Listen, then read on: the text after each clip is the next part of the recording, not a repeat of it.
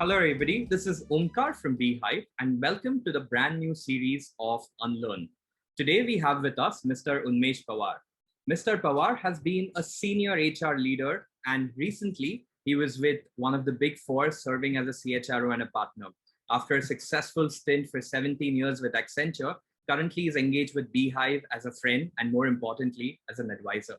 Today's topic is something which is very close to my heart and to his as well, where we expect him to share certain wisdom about why is having a chief unlearning officer as important of having a chief learning officer.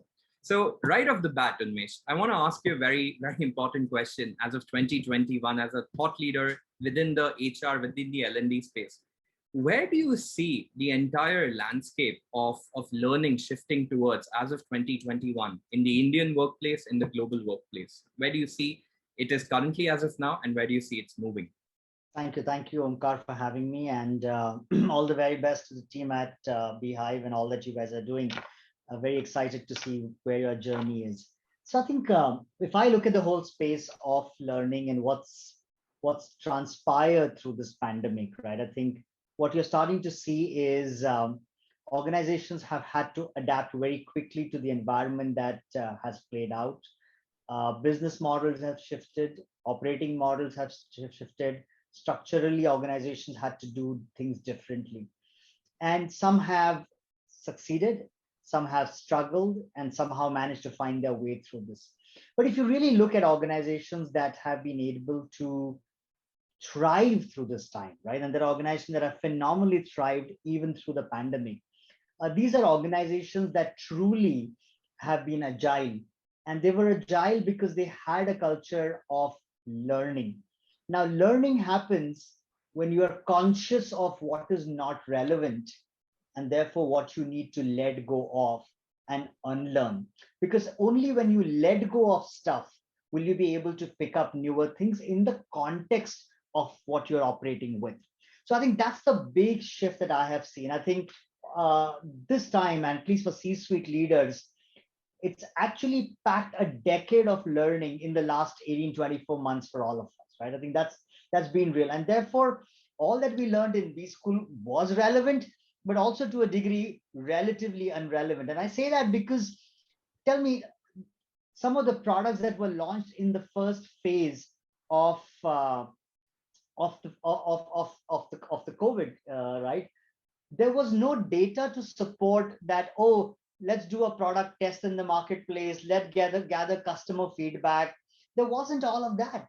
Somewhere you had to make a gut call and unlearn all that you had learned before to say, hey, before you launch a product, go talk to your consumer, do a data survey, test the product out, or rely on analytics and research. All of that was caution was thrown to the wind, and organizations and leaders went with their gut and said, this is what seems to be relevant right now. Let's go with this and put the product out there. And some products are done phenomenally well. So I think there's that element of unlearning what you knew and being able to adapt to a new environment and go out there. So that's one big thing. I think going forward, what you're starting to see is leadership paradigm has shifted, right? In contrast to the attributes that were important in the past, leaders who are able to deal with ambiguity and be able to navigate the ship through troubled waters, yet being able to anchor the organization to a larger purpose and vision are going to become more and more important as you move forward. So skills and attributes are going to be the currency of the future. If skills and attributes are going to be the currency of future, roles may not be as relevant, the jobs as such may not be so relevant. It's the currency of the future is really about skills. And therefore, the lens that the leadership and board members have to put on is really to say, is the organization consistently investing in building capabilities for the future? And capabilities for future is nothing but the undercover or the underlying what sits below capabilities are skills that are going to be relevant for the future, skills that are going to help the organization thrive into the future. So what you're going to see in the space of learning is HR and learning leaders being mandated by the organization to show a clear line of sight on how the C-suite is going to be able to build capability in an organization, almost like saying from a as is positioned to a go-to state from a capability standpoint, how do you bridge that gap? And for that, multiple interventions have to be brought in, whether it is on the job learning, coaching, mentoring. And the bigger element is going to be how do you bring learning into the flow of work? I think the day and age of taking people away for 1 week for learning or mandating people to do 8 hours in X period, all that is going to go away. I think the expectation will be a Netflix like experience where people will experience learning in the moment.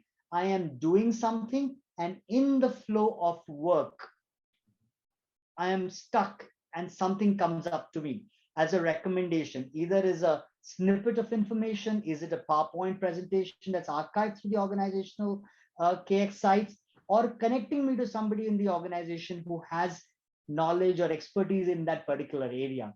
I think those are some things that you're going to start to see happen forward. So I am truly energized and excited because as people leaders, there cannot be a better time for us than to really be front and center, helping organizations thrive through capability elevation into the future. So hopefully, Omkar, that gives you a sense of where I see through my crystal ball. No, I think it's very interesting, right? Because we're looking at capability development, and we're looking at capability development at all fronts, right? It's not only the hierarchy, right, from blue collars workers to white collars to the C-suite guys, right? There has to be that I would say a radical incremental change. And you spoke about two things which caught my fancy. Number one was the attribute part, and the second one was the skill set part, right? So I want to dig a little bit specific over here. What according to you should be the attributes one needs to unlearn? Because you know there has been a lot of conditioning which has happened through what if I can call the regular or the pre-2020 course of business, and suddenly at 2021 you're finding yourselves in really new waters. So what are the kind of attributes you wish to unlearn in and across the spectrum of employees? And because of that, what kind of skills one should gain? So what attributes should I unlearn? And because of that, what new skills I'm standing to learn out of that? So I think if you look at what I think some of the softer skills are going to become more important because I'm a firm believer that the hard skills, the technical skills, the functional skills are things that you can impart and help people and groom people in some of those, right? But the softer elements around problem solving, collaboration, curiosity are going to become important as you move forward. And why do I say that, right? Curiosity is important because that allows you to look around the corners, because innovation is lurking around the corners somewhere, unless you're doing something which is a quantum leap, right? But innovation is generally is lurking somewhere on the fringes. And if you are curious enough, the chances are that you will consistently be spotting those opportunities around the fringes to innovate whether it's in your product or in your service or a shift in operating model. And some of those shifts could actually be challenging the industry or the segment that you're operating in, right? So I think that curiosity is important, right?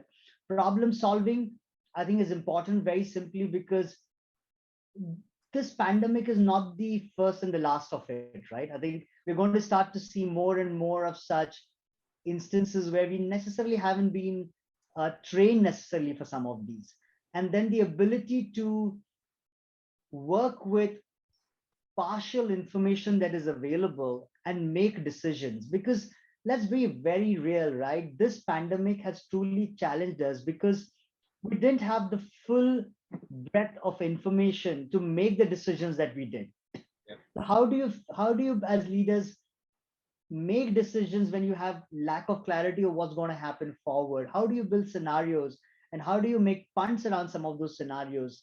uh, and in moments like this, progress is better than perfection, right? And I think organizations that did well were organizations that said, you know what, we cannot afford to stay still, because if we stay still, we're going to drown.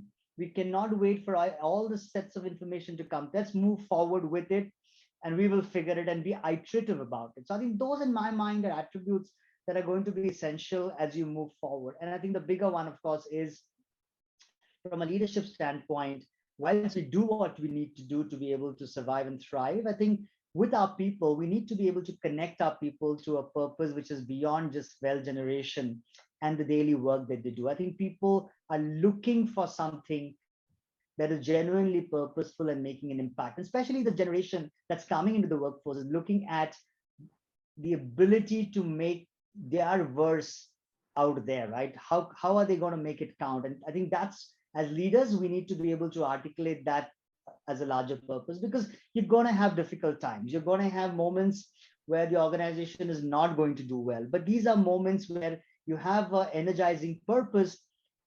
It becomes easier for people to wake up the next day and still come back to say, okay, we got to keep our shoulder to the wheel. It's a difficult time. We are climbing up an upper hill, but we will get there. There are better times because we have a bigger purpose we're trying to work with. Yeah. No, totally bought it, right? Because I am pretty much on the fence of the generation which kind of thinks that you can't motivate the current and the forthcoming generation with money, bonuses, or fancy titles, right? These are the guys who are going to get inspired by purpose. These are going to get inspired by how my sweat is going to contribute in creating the larger picture.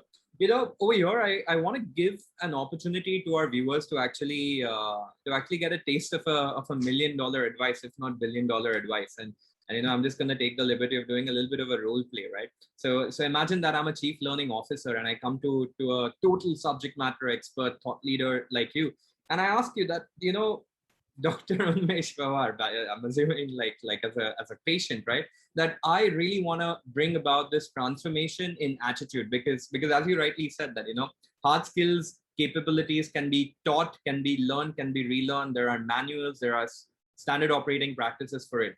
But I am a worried chief learning officer of an organization, and I'm coming to you to ask you that, what are the 3 things I should specifically focus on that, for the next 3 years, next 5 years, that kind of an investment in my people will future proof next 3 years, 5 years for that? What kind of a mentality development I can thrive? And there's actually a second part to that question again, right? The second part is that, the CLO is a C-suite guy, right? And I'm also looking at somebody who's also at the entry level of the pyramid, who's also asking the same set of questions that, irrespective what my company invests in learning towards me, what are the kind of things I should start imbibing? What are the kind of things I should start unlearning so that, I still stay relevant for the next 3 or 5 years? I think great question, right? I think I'm not sure I necessarily have a silver bullet answer to that, but I think my mind, a few things that jump up to me when I listen to some of this, right? I think the day and age, Omkar, where we can let learning as a function stay in isolation are long gone. Yeah. We have reached a day and age where we need to start, as people leaders, be responsible for outcomes that we are impacting, and very simple outcomes that every leader at the C-suite needs to be accountable to is, are you enhancing, are you increasing sales of the organization? Are you pushing revenues of the firm? Are you growing profitability of the firm? And are you taking market share, right? Those in my mind are very simple metrics that each of the C-suite leaders need to measure themselves. And as a C-suite leader, if you're measuring some of that, then baking this just on the learning leader is not the answer. I think the answer really is to say, for an organization to be able to make an impact on some of the metrics that we just talked about, because through this metrics is where you're going to create shareholder value. Through this metrics and what you really do in the process of meeting those metrics is where you create a value proposition that people will feel we are working for an organization that is truly doing something impactful, as well as giving us an opportunity of having a story. Who doesn't want a shot at greatness? All of us do, right? And therefore, being able to articulate what that shot of greatness for those people mean every day is something that leaders need to make happen. So culture shift is going to be very important. And I think investing in the culture of an organization to create a learning organization is what a learning leader can do. What does that mean, right? Very early when people come into the organization, creating a culture where you are rewarding and incenting the whole process of learning and learning for people, right? ensuring that rewards are commensurate with capabilities that people are building. It's no longer about tenure anymore in the organization. We need to ensure that we are putting our money onto people, if either because they have a very substantial contribution that they've made, or second, through the time that they're spent with the organization, they have built a distinctive skill or a capability in the performance period that is, right? And that's where a learning leader comes into play to say, are we creating the avenues and people experience that is going to allow people to pick up skills in the moment, in the flow that I talked about some time back. And all of that is actually helping an organization either reduce rework, be more agile to the market, come up with products faster, quality of products being higher, service quality improvement. I think how is learning going to contribute to some of those metrics? I think those are elements that I think learning leader needs to focus on. Just the day and age of just delivering training and in the hope of getting good feedback scores, I think it's gone, because no COO or CEO is going to invest money with the CLO just for getting good learning metric scores. I think the scores are really about to say, is there a line of sight and return on investment on learning that you can clearly display to say that by doing these three interventions, we have been able to impact our business metrics by this. I think that's, in my mind, what the learning leaders need to focus on. And what about the other guy? What about the guy who's just at the entry level of the entire hierarchy, where irrespective of the learning investment comes from the company or not, what at his level he should start imbibing, so that he stays relevant for, or she stays relevant for, or they stay relevant for the next 3 or 5 years, right? Looking at we understood what should it look like from the lens of a CLO, but what should it look like from a lens of an associate or an assistant manager, or somebody who's in their mid-20s and embarking the entire corporate journey? Right. So I think, look, I mean, much as we believe that the generation that's coming into the workforce is confused or not necessarily clear about what they want, I think somewhere they are very clear of what they don't want, right? And I think the ability, I think what this and folks that are coming at the entry, I think what they really need to understand, and I think, is to know very well that if you're trying to make a career, it takes some time, and I'm sorry to use the cliched statement, but it is a marathon. It's not a 100-meter sprint.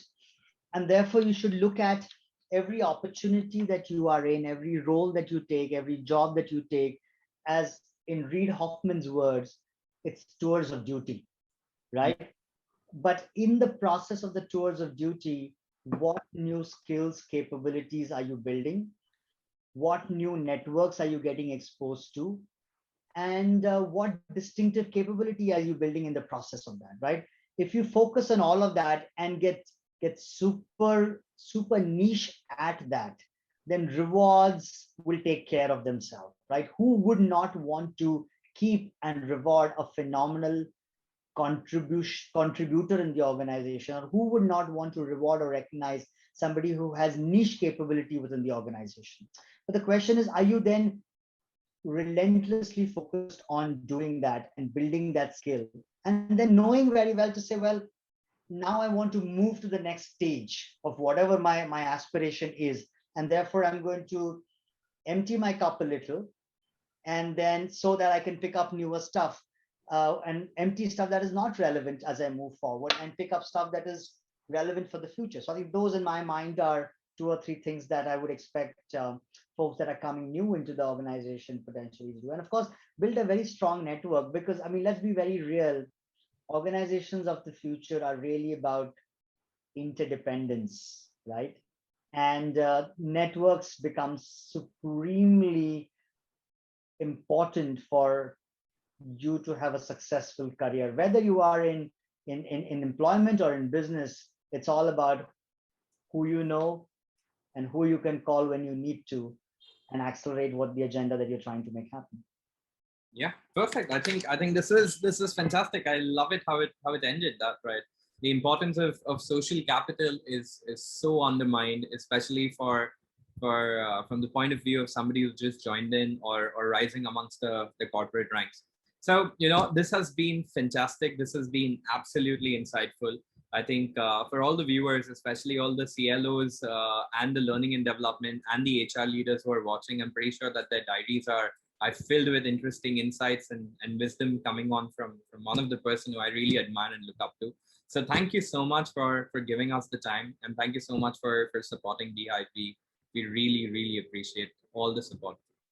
Thank you very much for having me, and all the very best, Team BHyve. Thank you. Thank you so much. Thank you.